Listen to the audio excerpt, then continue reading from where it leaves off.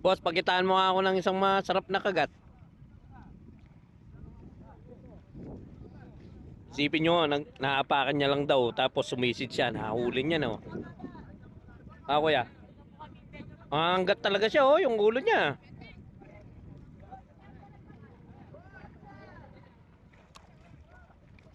Ayan, oh. Pero kuya, sinisid mo, ganon. Oh, ayan, oh. Kalating kilo. 600 grams. 600 grams, ganon yan. Ano yung lagayan nyo? Dito muna, wala sako eh. Hindi, ayun, plastic nyo na lang po. Ay, gagamitin ba to? Gagamitin yan, magpipish cage tayo dito.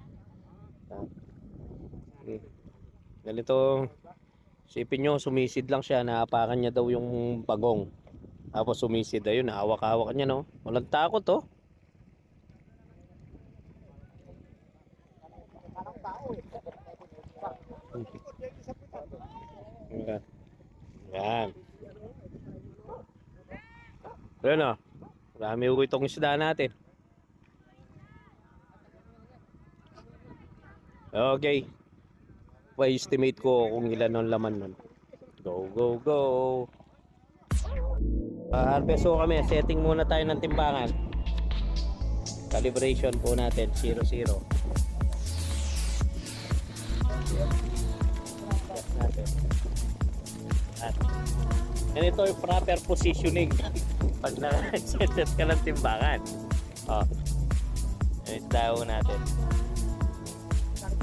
Yan. Okay. Yun, oh.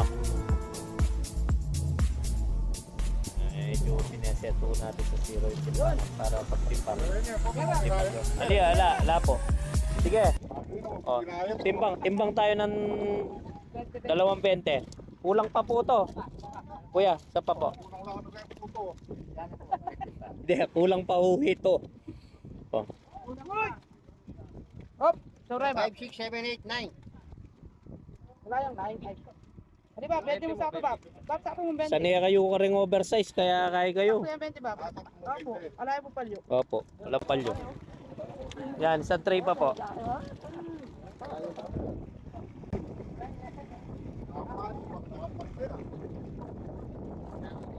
Try mo na naman. Ila pa uso rin pispan, manimbang na po ini. Ano yung iba pa ka na Oh, yan. Try na naman. Tray, oh. Oo, game. Oh, saw-saw. Okay, ilan na mo. Pabrahin tayo. Yan.